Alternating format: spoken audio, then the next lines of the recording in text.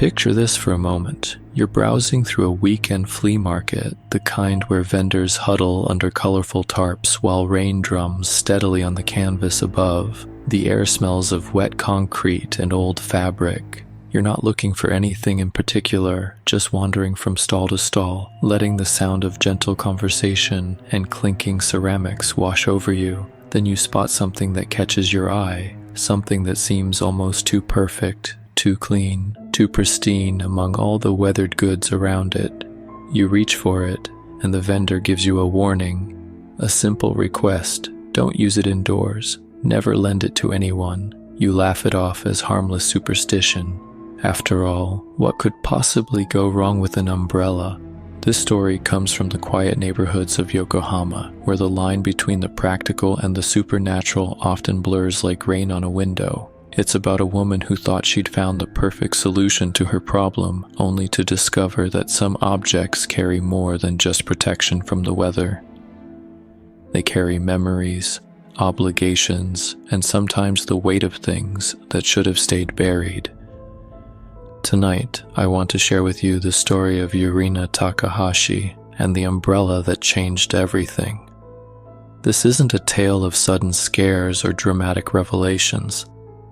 Instead, it's a slow descent into something far more unsettling, the kind of horror that seeps into your daily routine like water through a cracked foundation, the kind that makes you question the most ordinary objects around you. So settle in, because once we enter Yurina's world, you'll never look at rainy days quite the same way again. Yurina Takahashi had always loved the rain. While others complained about gray skies and soggy commutes, she found something deeply comforting about the way water transformed the world around her. The harsh edges of the city seemed to soften under a blanket of mist. Colors became muted and dreamlike. Even the usual chaos of traffic and crowds felt more manageable when filtered through the gentle percussion of raindrops. At 27, she lived alone in a small apartment in Yokohama's residential district. Her life followed a comfortable pattern. Monday through Friday, she worked at a second-hand bookstore near the station, helping customers find forgotten novels and out-of-print poetry collections. Evenings were spent reading by her window, listening to the sounds of her neighbors settling in for the night. Weekends belonged to long walks, small cafes, and the occasional visit to local markets. It was on one such weekend, during a particularly heavy November downpour, that Yurina decided to explore the covered flea market in Naka Ward. She'd heard about it from a coworker but had never made the trip. The rain gave her the perfect excuse to seek shelter while browsing for hidden treasures. The market occupied a long, narrow building that had once been a textile warehouse. Fluorescent lights cast everything in a slightly yellow glow, and the constant drumming of rain on the metal roof created a soothing backdrop to the quiet conversations between vendors and customers. Yurina moved slowly from stall to stall, admiring vintage kimonos with faded floral patterns, ceramic bowls with hairline cracks that spoke of decades of use, and wooden tools whose original purposes she could only guess at. Near the far end of the building, she noticed a small stall that seemed different from the others. While most vendors had arranged their goods on colorful blankets or folding tables, this one consisted of a simple wooden cart pushed against the wall. An elderly woman sat behind it, her gray hair pulled back in a neat bun, wearing a dark blue cardigan that had seen many seasons. The woman was selling umbrellas. Dozens of them leaned against the cart or hung from hooks attached to its sides. Most were clearly second-hand, with torn fabric, bent spokes, or handles worn smooth by countless hands. But among the collection of discarded weather protection, one umbrella stood out with startling clarity. It was a traditional oil paper umbrella, the kind Yurina had only seen in historical dramas or tourist shops in Kyoto. The paper was deep black, so dark it seemed to absorb the fluorescent light around it. Along the bamboo handle, she could make out delicate red stitching that formed an intricate pattern too complex to fully comprehend at first glance. Despite being surrounded by items that showed their age and use, this umbrella appeared pristine, not a tear in the paper, not a scratch on the handle. Yurina approached the stall, drawn by curiosity. The elderly woman looked up with eyes that seemed to hold more knowledge than someone should carry. "That one catches your attention," the woman said, her voice barely audible over the rain above. "It's beautiful," Yurina replied, reaching out to touch the smooth bamboo handle. "It looks almost new." "Special umbrella," the woman continued, her gaze never leaving Yurina's face. "Keeps the rain away completely. Not like these modern things that let water through after a few months." Yurina lifted the umbrella carefully, surprised by how light it felt despite its substantial appearance. The balance was perfect, as if it had been crafted specifically for her grip. "How much?" she asked, already knowing she wanted it. 3,000 yen. It was more than Yurina usually spent on impulse purchases, but something about the umbrella felt right. She'd been struggling with a series of cheap umbrellas that had all failed her in spectacular fashion over the past few months. One had inverted in a strong wind, another had simply fallen apart at the joints during a moderate shower. Maybe it was time to invest in something that would actually last. As she counted out the bills, the elderly woman leaned forward slightly. "Important things to remember," she said, her voice taking on a more serious tone. "Don't open it indoors, and never lend it to anyone. These rules are not suggestions." Yurina paused, bills halfway extended. The woman's intensity caught her off guard. She'd expected maybe some care instructions about cleaning the oil paper or storing it properly, not warnings that sounded like something from a fairy tale. "Is it fragile?" she asked. The woman's expression didn't change. "Just remember what I told you. Don't open it indoors. Never lend it to anyone." Yurina nodded, though she felt slightly foolish, agreeing to what seemed like harmless superstition. She completed the transaction and carefully tucked the umbrella under her arm. As she turned to leave, she glanced back at the elderly woman, intending to say goodbye, but the vendor had already turned her attention to organizing the remaining umbrellas, as if Yurina had ceased to exist the moment the sale was complete. The rain was still falling steadily when Yurina emerged from the market. She looked down at her new purchase, eager to test its effectiveness. The moment she stepped outside the covered entrance, she opened the umbrella with a satisfying snap. The difference was immediate and remarkable. While rain continued to fall all around her, creating puddles on the sidewalk and sending other pedestrians hurrying for cover, not a single drop seemed to reach her. The water hit the black paper above her head and simply vanished as if it were being absorbed or redirected by some invisible force. Yurina walked slowly toward the train station, marveling at how dry she remained. Her shoes, her clothes, even her hair stayed completely untouched by the downpour that was soaking everything else in sight. Other people rushed past her with newspapers over their heads or plastic umbrellas that barely kept them dry, but she moved at a leisurely pace, protected by what felt like an impenetrable shield. The train ride home passed quickly, and Yurina found herself looking forward to many more walks in the rain with her remarkable new purchase. As she climbed the stairs to her apartment, she carefully shook the umbrella out of habit, though it appeared to be completely dry. Inside her small entryway, she leaned the umbrella against the wall near the door, exactly where she kept her shoes and keys. She hung up her jacket, changed into comfortable clothes, and settled in with a book and a cup of tea, listening to the rain continue its gentle assault on her windows. It was around midnight when she first heard it, a soft, rhythmic sound that seemed to come from somewhere near the front door. Drip, drip, drip, like water falling onto a hard surface. Yurina set down her book and listened more carefully. The sound was definitely there, quiet but persistent. She got up and walked to the entryway, expecting to find a leak from the ceiling, or perhaps water seeping in around the door frame. But everything looked normal. The ceiling was dry, the door was properly sealed, and her umbrella stood exactly where she'd left it, appearing as pristine as when she'd bought it. The dripping sound continued. Yurina approached the umbrella slowly, trying to pinpoint the source of the mysterious dripping. She crouched down and examined the floor beneath it, running her fingers along the wooden boards. They were completely dry. The walls showed no signs of moisture. Even the umbrella itself appeared untouched by water, its black paper surface smooth and pristine. Yet the sound persisted with metronomic precision. She stood and listened more carefully, turning her head to isolate the direction. The dripping seemed to come from inside the umbrella itself, as if water were somehow collecting within its closed canopy and falling onto an invisible surface below. But that was impossible. She'd carried it home completely closed, and oil paper umbrellas weren't designed to trap moisture anyway. Yurina shook her head and returned to her book, deciding she was simply overtired. The sound of actual rain outside was probably creating some kind of acoustic illusion. These old apartments had their quirks, and she'd learned to ignore the various creaks, settling sounds, and mysterious noises that came with living in a building constructed decades ago.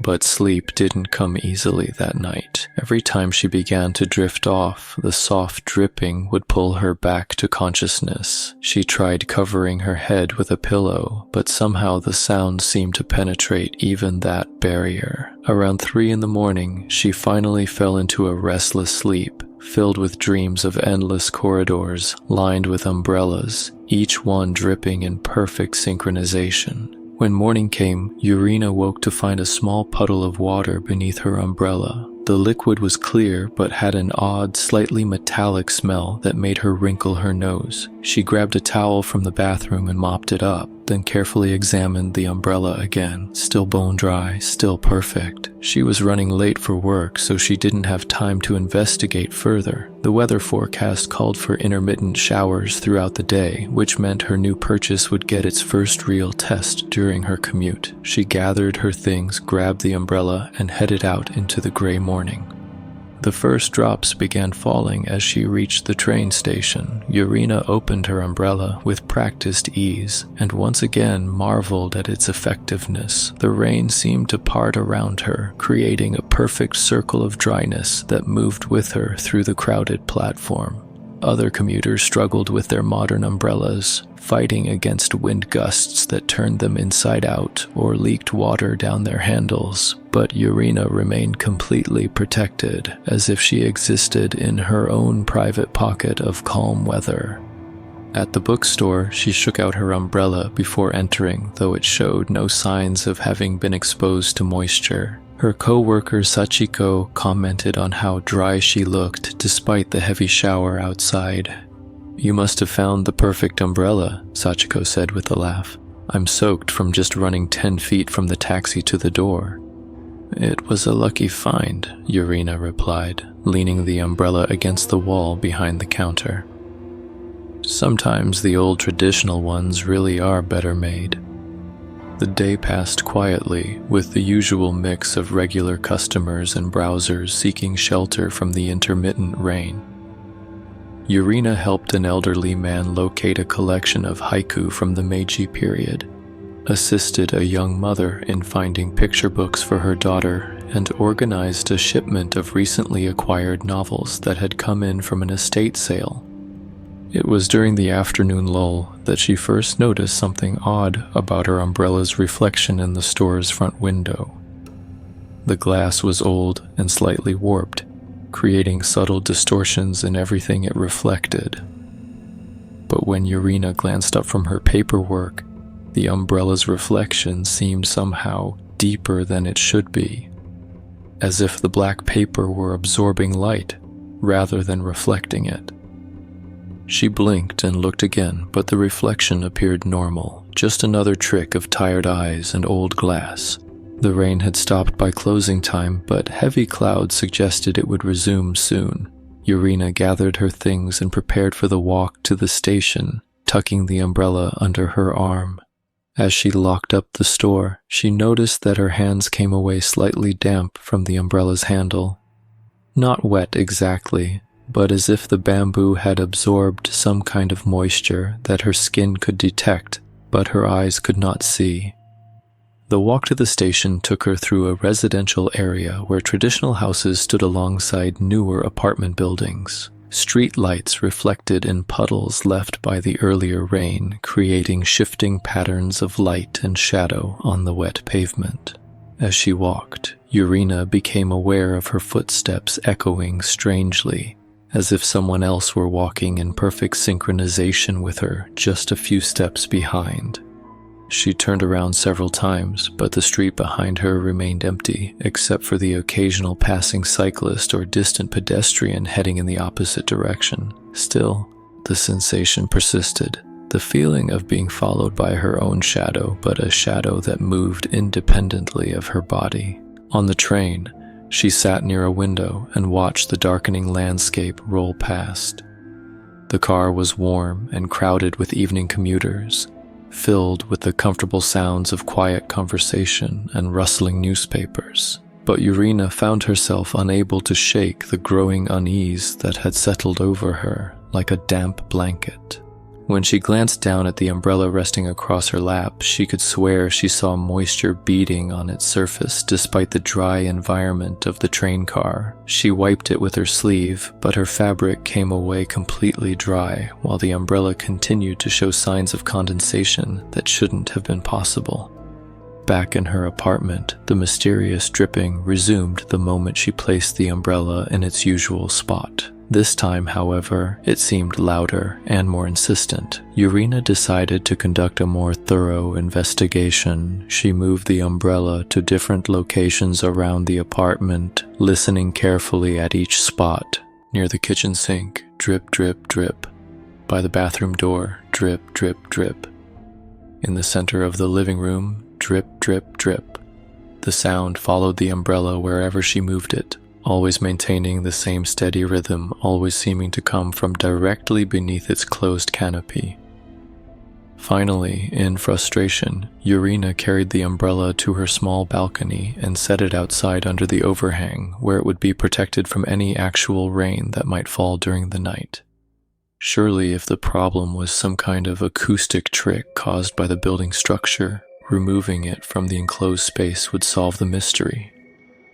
She closed the sliding door and returned to her evening routine, relieved when she could no longer hear the persistent dripping. But as she prepared for bed, she noticed something that made her stomach clench with anxiety. The sliding door to the balcony was fogged with condensation, as if a tremendous amount of moisture were accumulating just outside. When she wiped away the fog with her hand, she saw the umbrella standing exactly where she'd left it.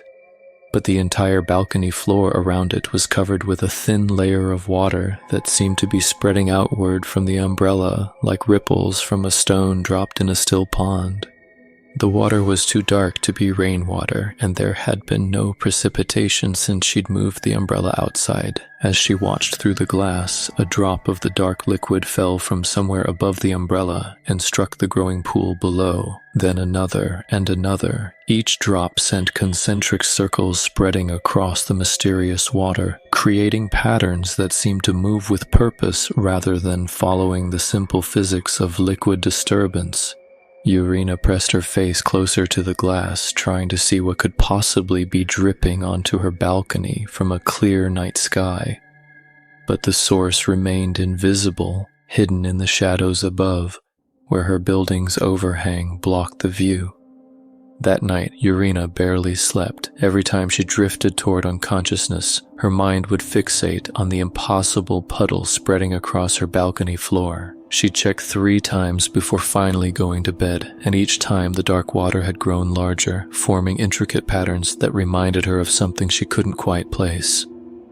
When dawn finally broke gray and overcast through her bedroom window, she rushed to the balcony door. The water was gone. The concrete was bone dry, showing no trace of the mysterious liquid that had pooled there for hours. Even more unsettling, the umbrella appeared to have moved. She was certain she'd positioned it near the far railing, but now it stood closer to the door, as if it had migrated during the night. Yurina dressed quickly for work, her hands trembling slightly as she reached for the umbrella. The moment her fingers made contact with the bamboo handle, she felt that same odd dampness she'd noticed the day before. Not wet exactly, but as if the wood were somehow absorbing moisture from the air around it and transferring that sensation directly to her skin. The morning commute passed without incident. Light rain began falling as she walked to the station, and once again the umbrella provided perfect protection. But as she sat on the train, watching other passengers struggle with their dripping umbrellas and damp clothing, she noticed something that made her stomach twist with unease. In the reflection of the train window, her umbrella appeared to be open, even though she held it closed across her lap. She blinked hard and looked again. The reflection showed exactly what it should, herself sitting with a closed black umbrella. Yet for that brief moment, she could have sworn she'd seen the canopy spread wide, dark paper stretched taut against invisible ribs. At the bookstore, Yurina tried to lose herself in familiar routines. She helped customers locate specific titles, processed returns, and organized the children's section that always seemed to fall into chaos overnight. But throughout the day, she found her attention drawn repeatedly to the umbrella leaning against the wall behind the counter. During the lunch hour lull, when the store was empty except for an elderly man browsing the history section, she approached the umbrella for a closer examination. The red stitching on the handle was more intricate than she'd initially realized. The pattern seemed to shift depending on the angle from which she viewed it, creating an optical illusion that made her feel slightly dizzy. As she traced one of the crimson threads with her fingertip, the man in the history section cleared his throat. She looked up to find him watching her with an expression she couldn't quite interpret. "Beautiful umbrella," he said, his voice carrying a slight tremor that suggested advanced age. "Traditional oil paper, if I'm not mistaken." "Yes," Yurina replied, grateful for the distraction from her growing obsession with the object. "I found it at a flea market yesterday." The man approached the counter, moving with the careful deliberation of someone whose joints no longer bent as easily as they once had. He studied the umbrella with eyes that seemed far too sharp for his weathered face. "My grandmother used to tell stories about umbrellas like that one," he said quietly. "Said they were made in the old temples, blessed by monks who understood things about rain that we've forgotten." "Blessed how? To keep more than just water away." He paused, his gaze shifting from the umbrella to Yurina's face. "But blessings can become curses if they're not properly maintained, if the balance is disturbed." Before Yurina could ask what he meant, the man had selected a book about local folklore and moved to the register. As she rang up his purchase, he leaned closer. "Some stories choose us," he whispered, pressing a small folded paper into her palm. "And some objects refuse to let go once they've found someone who understands their purpose." Before she could respond, he was gone, leaving only the scent of old rain and the weight of his words hanging in the air. Yurina unfolded the paper with trembling fingers. Written in faded ink were just 3 words: "She's still drowning." That evening, as she walked home through the first heavy downpour in days, Yurina made a decision. She would return the umbrella to where it belonged, somehow break whatever connection had formed between them. The rain hammered against windows and sent streams rushing down gutters, but under her protective canopy, she remained untouched by the storm. But as she climbed the stairs to her apartment, the dripping sound that had become her constant companion suddenly stopped. The silence was more unsettling than the rhythm had ever been. Inside her entryway, she found the umbrella exactly where she had left it, but the floor beneath was completely dry for the first time in weeks. Yurina approached it cautiously, noting how the red stitching seemed to pulse with a life of its own in the dim light. As she reached for the handle, her reflection caught in the hallway mirror. But it wasn't her reflection anymore. A woman with long black hair and waterlogged clothes stood behind the glass, holding an identical umbrella.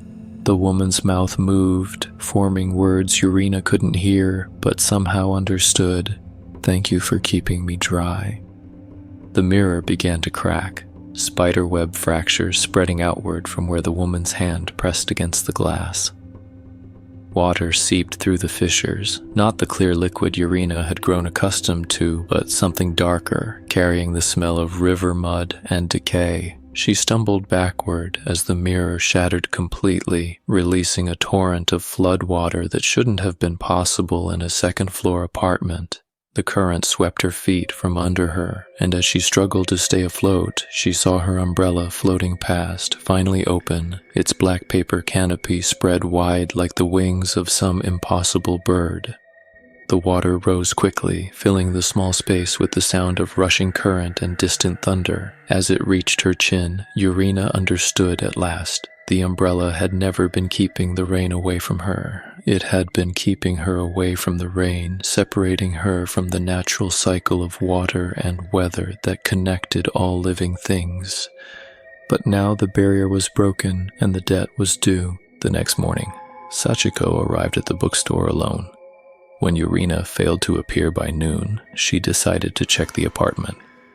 The door stood slightly ajar, revealing rooms that were spotlessly clean but somehow wrong. Every surface gleamed with moisture that evaporated the moment she tried to touch it. The air smelled of fresh rain despite the clear sky outside. In the corner of the entryway stood a black umbrella with red stitching, perfectly dry, and waiting patiently for its next owner. Sachiko picked it up, marveling at its craftsmanship and the way it seemed to fit her grip so naturally. Such a shame to let something so beautiful go to waste. As she left the empty apartment, umbrella in hand, she didn't notice the wet footprints that appeared behind her on the dry pavement, or the way her shadow seemed to ripple like water disturbed by an unseen stone. The cycle continued, as it always had, as it always would. Some objects carry more than memories. They carry the weight of unfinished business, of debts unpaid, and thirst unquenched. And somewhere in the space between raindrops, Yurina walks still, searching for someone else who understands what it means to stay dry in a world that was always meant to be washed clean.